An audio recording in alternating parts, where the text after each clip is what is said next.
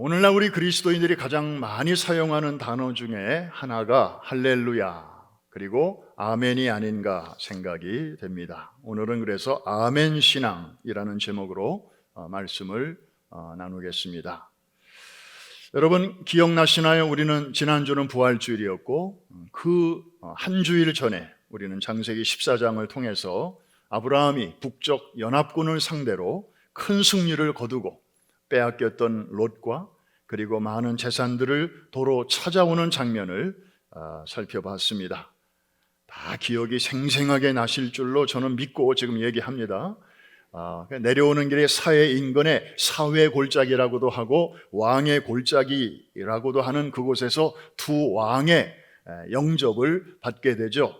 살레망 멜기세덱의 환영을 받고 11조를 그에게 드렸고 그 다음에 소돔 왕의 또 영접을 받았습니다. 아주 기억이 생생하게 나시죠?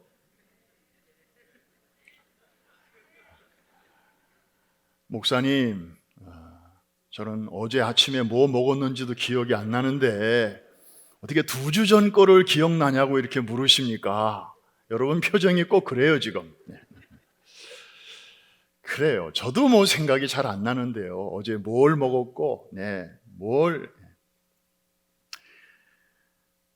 성경에 보면 이런 표현이 있습니다. 이전 것은 다 지나갔으니 보라 새 것이 되었도다.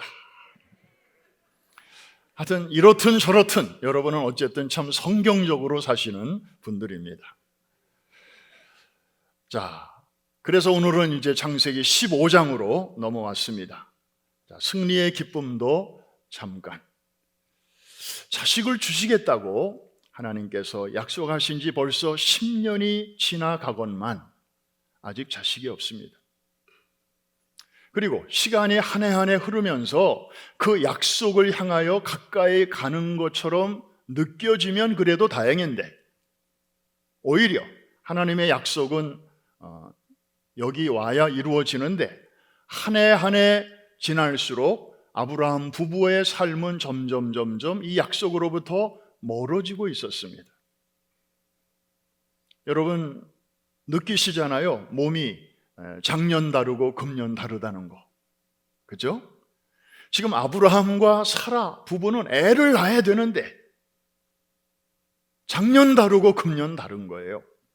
출산 가능성이 점점 낮아지고 있었습니다. 그리고 이들은 지금 낯선 땅에 들어와 있습니다. 외국인과 나그네로 말이죠. 언제 무슨 일이 일어날는지 아무도 모릅니다. 불안합니다. 두렵습니다. 하나님은 이런 아브라함의 마음을 꿰뚫어 보고 계셨습니다. 그래서 이렇게 말씀하십니다. 아브라함아, 두려워 말라. 이 성경에 두려워 말라라는 말씀이 한 365번 내지 366번 들어있다고 하지 않습니까? 그러니까 하나님은 우리에게도 날마다 우리가 눈을 뜨자마자 아무개야 두려워 말라. 여러분에게도 그렇게 오늘도 말씀하여 주시는 줄로 믿습니다. 그 하나님이 아브라함에게 말씀하시는 거예요. 두려워 말라. 나는 너의 방패요 지극히 큰 상급이다. 방패라는 것은 내가 너를 지켜주겠다는 거고 너의 큰 상급이라 하는 것은 내가 약속한 것에 대해서는 무슨 일이 있어도 내가 책임을 지겠다는 것입니다. 자, 이렇게까지 말씀을 해주셨는데도 아브라함의 마음은 안심이 안 됐나 봐요. 주 여호와여, 무엇을 내게 주시려 하나이까? 나는 아직도 자식이 없지 않습니까? 이러다가 내가 죽으면 내 상속자는 이 다메섹 사람 우리 집에서 수석 종인 엘리에셀입니다. 주께서 아직도 내게 씨를 아니 주셨으니 내 집에서 길리운 자가 내 상속자가 돼야 되겠지요. 이렇게 말하는 아브라함의 심사는 굉장히 불편합니다. 이때 하나님께서 말씀하십니다. 아니야, 그 사람이 내 상속자가 아니야. 내 몸에서 날 자가 내 후사가 될 거야. 너와 저 사라의 몸을 통해서 자식이 분명히 생길 거야. 그러더니 아브라함의 손을 이끄시고 밖으로 나가십니다. 그러면서 하늘을 보라고 말씀하십니다. 저 하늘의 뭇별을 내가 셀 수 있냐? 제가 어떻게 저 별을 셉니까? 너의 후손이 장차 저와 같을 것이다. 그러면서 10년 전에 하셨던 그 약속을 하나님이 한 번 더 리마인드 시켜주셨습니다. 자식 준다.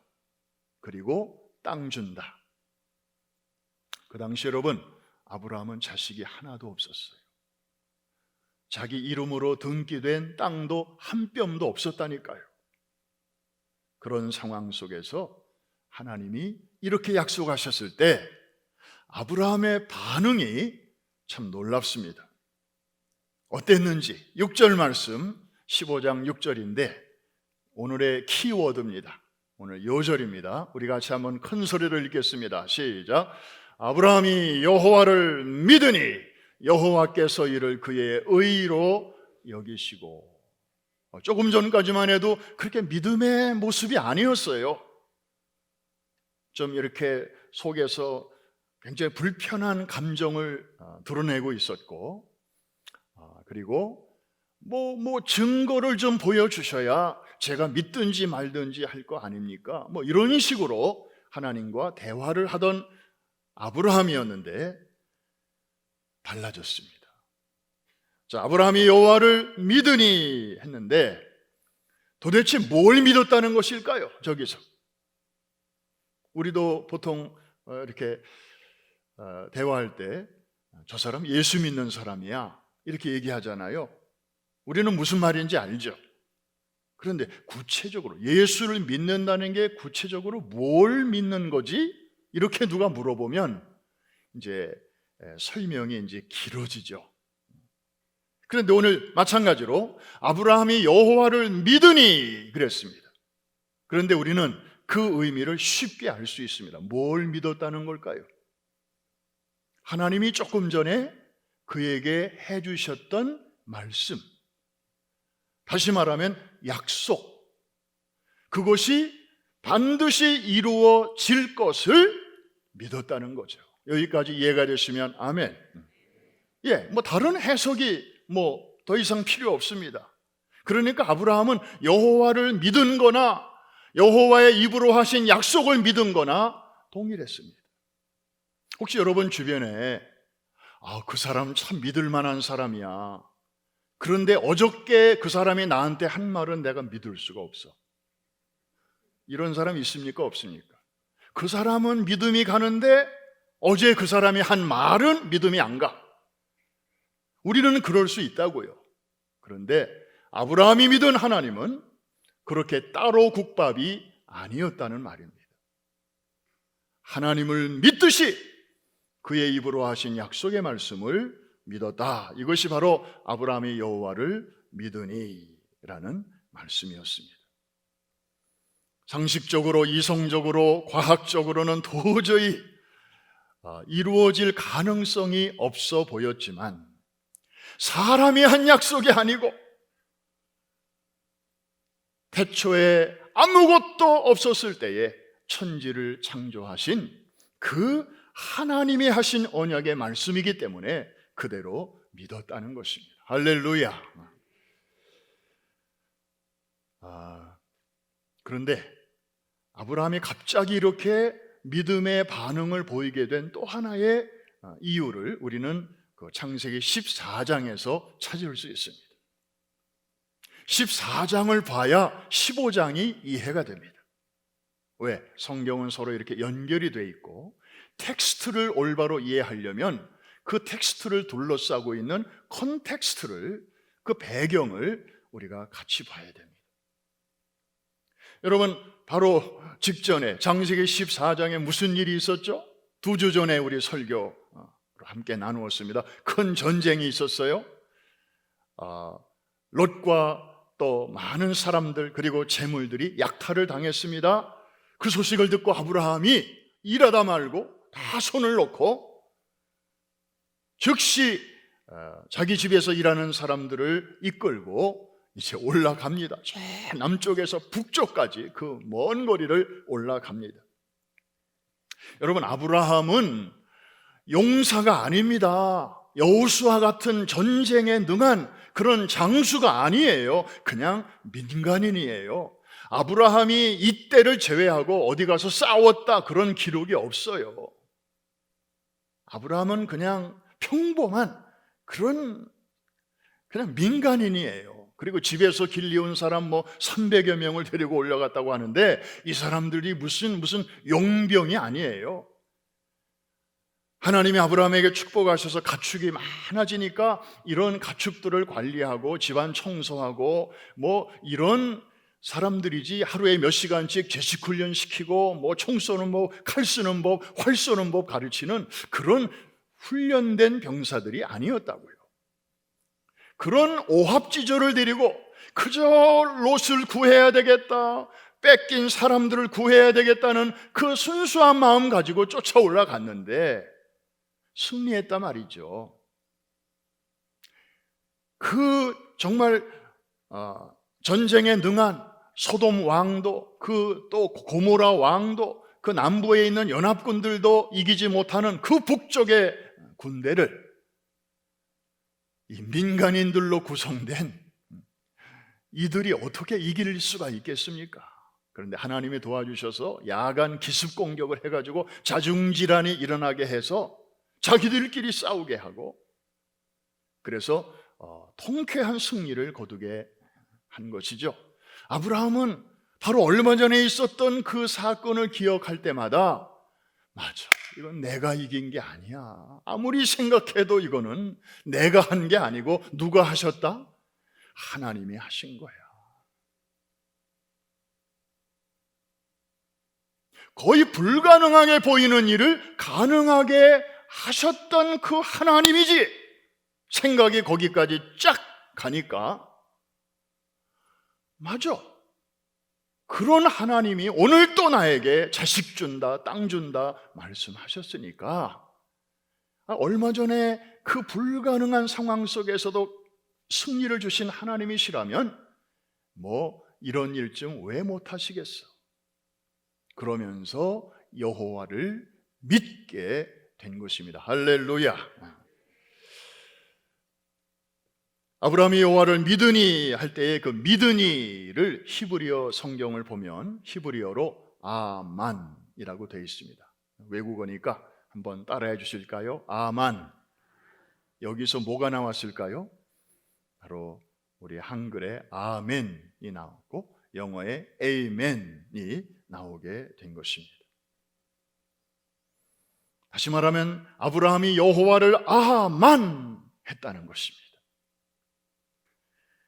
사도 바울은 아브라함의 이 믿음에 대하여 이렇게 기록하고 있습니다. 로마서 4장 18절인데 우리 한번 같이 읽어볼까요? 시작. 아브라함이 바랄 수 없는 중에 바라고 믿었으니 이는 내 후손이 이가 되리라 하신 말씀대로 많은 민족의 조상이 되게 하려 하심이라.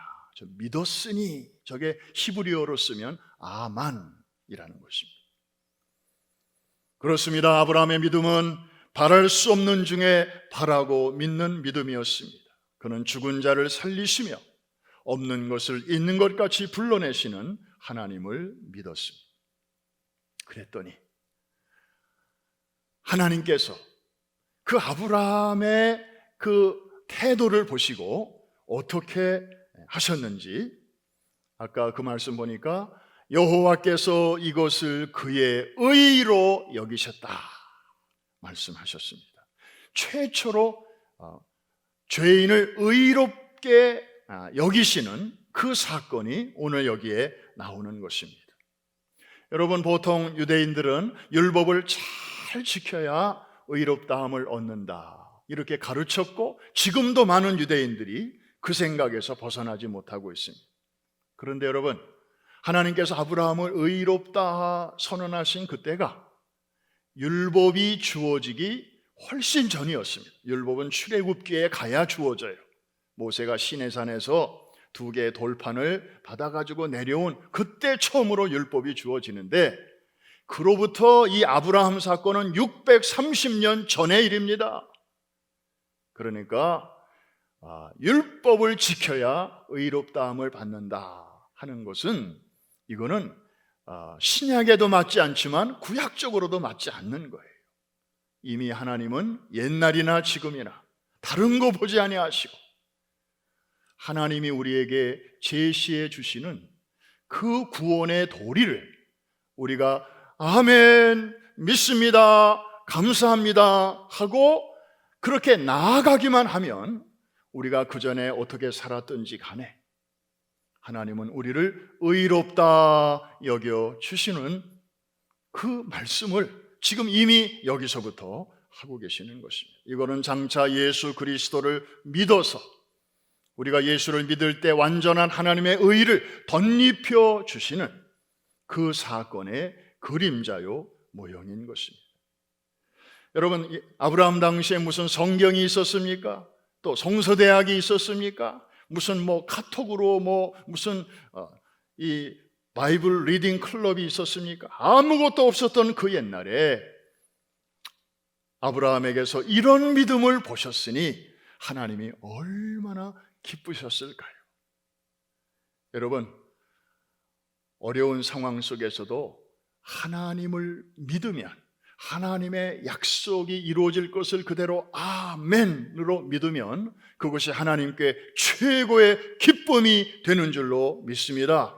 히브리서 11장이 바로 말씀하고 있습니다. 6절 말씀입니다. 여러분들 너무나 잘 아시는 말씀이니까 우리 큰 소리로 한번 같이 읽겠습니다. 시작. 믿음이 없이는 하나님을 기쁘시게 하지 못하나니. 거기까지만. 무엇이 없이는 하나님을 기쁘시게 못해요? 믿음이 있어야 하나님을 어떻게 해요? 기쁘시게 하는 것입니다.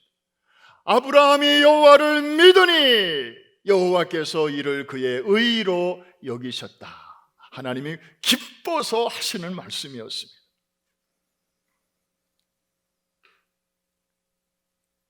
이 아멘이라는 이 동사, 여기에는 우리가 생각하는 것보다 굉장히 풍성한 의미가 들어있습니다. 자, 믿는다 하는 그런 뜻이 맨 처음에 나오고요. 그 다음에는 의지하다, 신뢰하다 라는 그런 뜻도 이 안에 들어있습니다. 한번 따라해 주십시오. 믿다, 의지하다, 신뢰하다. 하나님의 말씀대로 이루어질 줄로 믿습니다. 그렇게 말씀하신 하나님을 의지합니다. 신뢰합니다.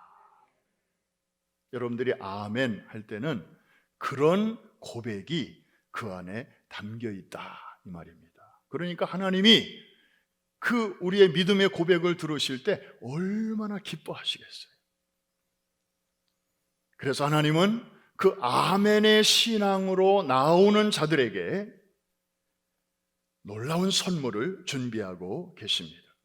절망 중에는 소망을 주시고 환난 중에는 위로를 주십니다.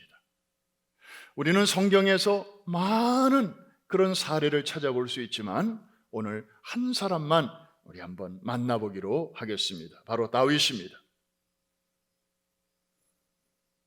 다윗은 왕이 되기 전에 참 험악한 세월을 살았습니다. 다음에 왕이 될 사람인데 지금 왕인 사울 왕으로부터 엄청난 핍박을 받았습니다. 오죽하면 자기의 조국인 이스라엘 땅에 숨을 데가 없어서 국경을 넘어 이스라엘의 적대국인 블레셋 땅으로까지 숨어 들어갔겠습니까?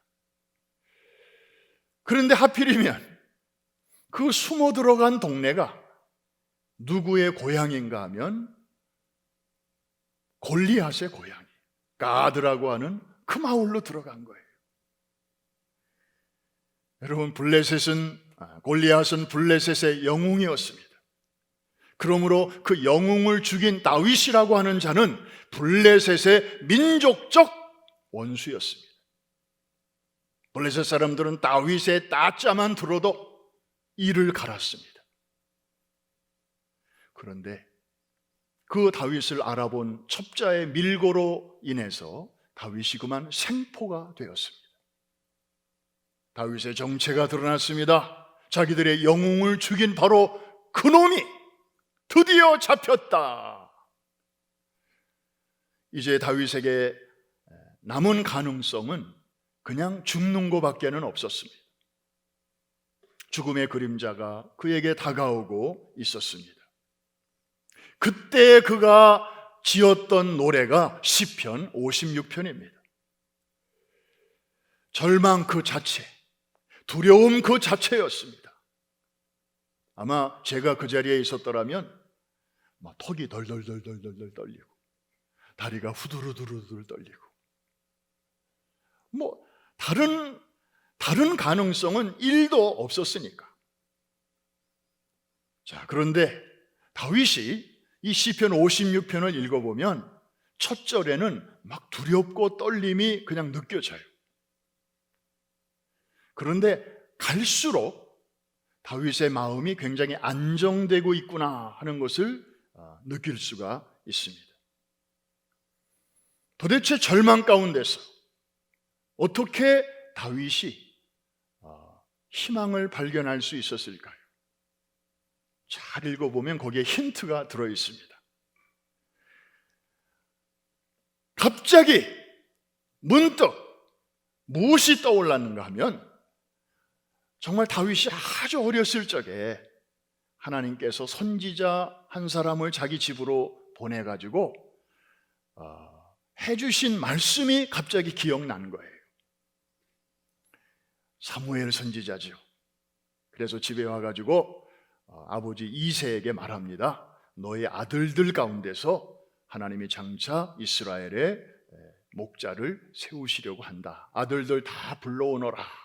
그랬더니 7명이 쫙 온 거예요.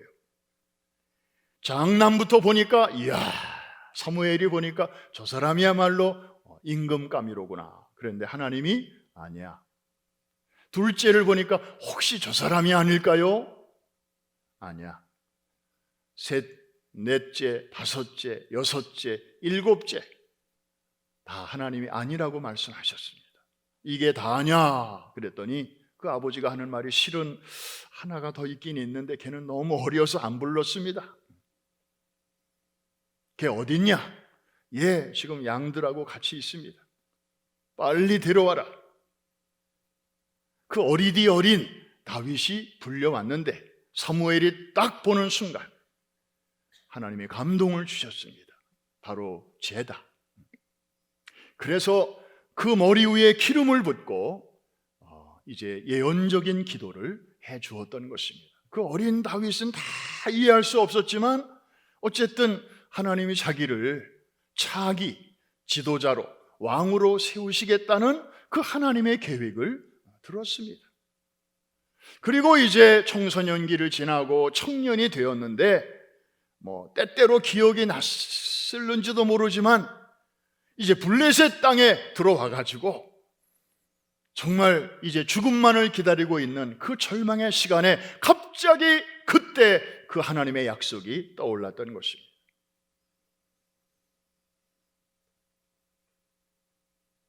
그러면서 그 약속을 이제 하나님 앞에 올려드리는 것입니다. 리마인드를 시켜드리는 거죠. 자, 3절 말씀 한번 보겠습니다. 여기에 아멘이라는 이 단어가 나와서 제가 이걸 소개하는 것입니다. 자, 3절 말씀 제가 읽습니다. 내가 두려워하는 날에는, 지금 떨고 있습니다, 다윗은. 내가 두려워하는 날에는 내가 주를 의지하리이다. 저 의지하리이다가 히브리어 원어로 보면 아만이에요. 믿는다, 의지한다, 신뢰한다. 지금 주를 의지한다 라고 표현했습니다만 좀 더 구체적으로 얘기하면 뭘 의지한다는 것입니까? 자기가 어렸을 적에 하나님께서 해주신 그 말씀이 반드시 이루실 줄을 믿고 하나님을 신뢰한다는 뜻 아니겠습니까? 이해가 되시면 아멘 하십시다. 그걸 저렇게 표현한 거예요.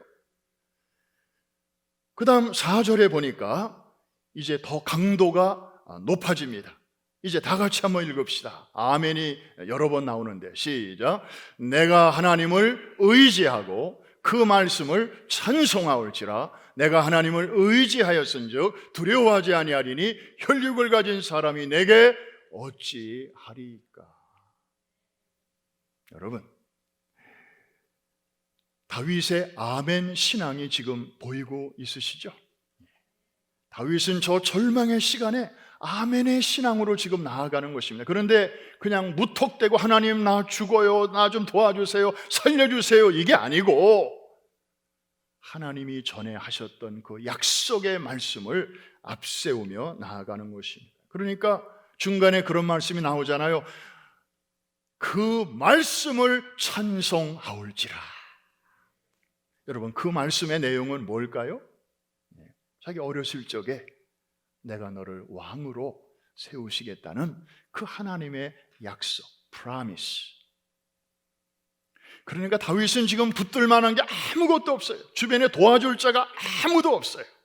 그런데 오직 그 하나님의 약속의 말씀을 붙잡고 있는 것이고 그 말씀을 앞세우며 하나님 앞에 나아가고 있는 것입니다.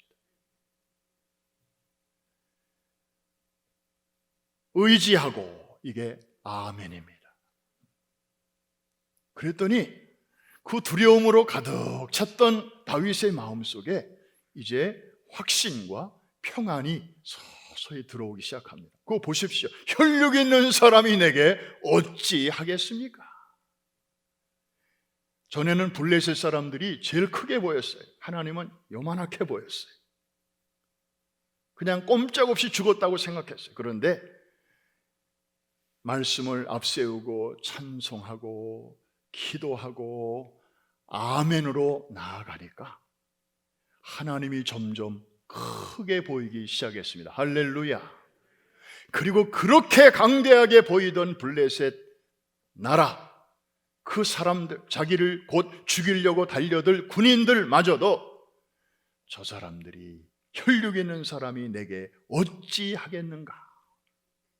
하나님의 약속이 아직 이루어지려면 한참 멀었는데 저들이 하나님의 계획을 어찌 망가뜨릴 수 있겠는가? 하나님이 저들만도 못하신가? 다윗의 마음속에는 이런 확신이 들어오게 된 것입니다. 마지막으로 한 절 10절입니다. 뭐 중요한 것은 계속 반복하죠. 우리 저 말씀 이제 결론인데 다 같이 크게 한번 읽겠습니다. 시작. 내가 하나님을 의지하여 그의 말씀을 찬송하며 여호와를 의지하여 그의 말씀을 찬송하리이다. 신구약 성경에는 5,000가지 이상의 약속들이 가득 들어 있습니다. 그런데 많은 그리스도인들이 이 약속을 받았으면서도 그 능력을 맛보지 못한 채 무력하게 그냥 무늬만 그리스도인으로 그렇게 살아가는 사람들이 많습니다. 그 이유가 뭘까요? 성경은 분명하게 밝혀주고 있습니다. 우선 첫째로는 그 약속의 내용을 모르기 때문이죠. 읽지도 않고 듣지도 않고 뭐 중요하게 생각도 안 하니까. 성경책은 집집마다 몇 권씩 있지만 별로 읽지를 않으니까, 약속에 대해서 무지하니까 능력을 맛볼 수가 없는 거죠. 그런데 더 깊은 이유가 있습니다. 알기는 알지만 거기에 하나 합쳐야 할 것을 합치지 않고 있기 때문에 신나는 신앙생활을 아직 못하고 있다고 말씀하고 있는데 그 한 가지가 뭔지 히브리서 4장 2절 말씀 우리 같이 한번 읽으면서 발견해 보시기 바랍니다. 시작. 그들과 같이 우리도 복음 전함을 받은 자이나 들은 바 그 말씀이 그들에게 유익하지 못하는 것은 듣는 자가 믿음과 결부시키지 아니함이라. 저 믿음이 아멘이거든요. 그러니까 하나님이 하신 말씀이기 때문에 저 말씀은 그대로 이루어질 줄로 믿습니다 하고 우리가 여기다가 우리의 믿음으로 저 말씀의 밀가루를 반죽을 해야 그 다음에 맛있는 국수를 우리가 먹을 수가 있는데 밀가루 따로 있고 그 다음에 반죽을 안 하니까 이거 먹을 수가 없는 거예요. 사랑하는 성도 여러분, 이 성경 자체가 하나님의 약속의 말씀으로 가득 차 있고 날마다 우리에게 하나님은 약속의 말씀을 들려주시는데 그럴 때마다 거기에 아멘의 신앙을 화합하셔서 약속 어음을 캐시로 바꾸게 되시기를 주의 이름으로 축복합니다. 말씀의 밀가루를 아멘으로 잘 반죽해서 날마다 잔치국수 드시게 되기를 주의 이름으로 축복합니다. 결론입니다. 아멘은 끝을 상징합니다.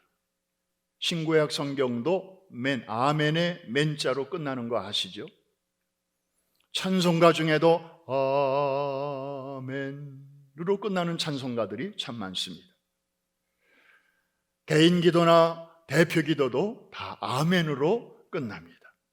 성경봉도 끝났을 때도 여러분 아멘으로 받으셨습니다.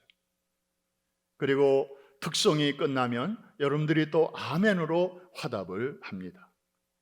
오늘처럼 혼자 불렀지만 정말 광야를 지날 때라는 그 찬양 가사 하나하나가 정말 이 코로나 팬데믹 시대를 뚫고 나가는 여러분의 그 사정을 그대로 표현하고 있지 않습니까?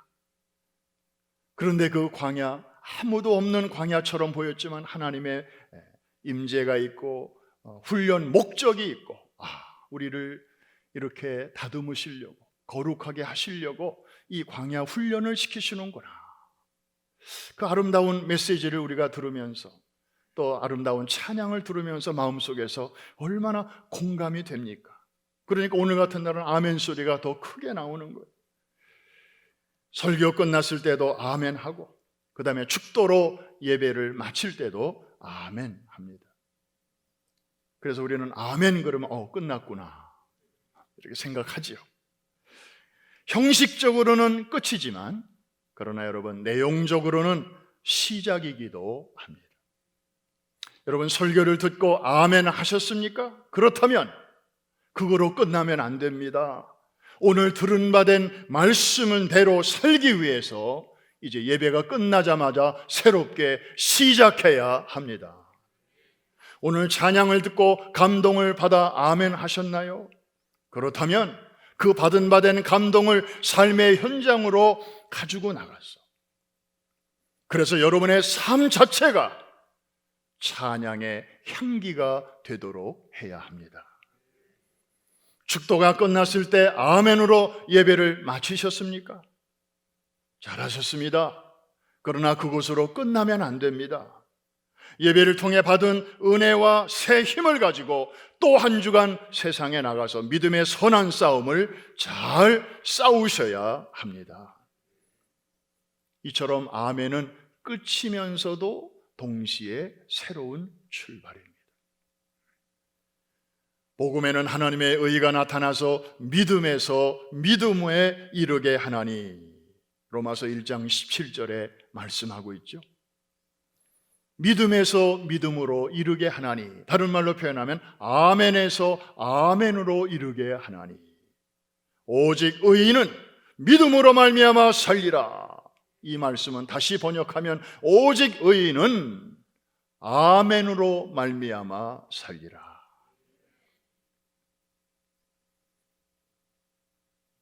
예배를 아멘으로 잘 마칠 뿐만 아니라 그것으로 끝나지 않고 삶의 현장에서 아멘으로 다시 시작하는 이 아름답고 거룩한 선순환이 계속해서 일어나게 되시기를 주의 이름으로 축원합니다. 축복합니다.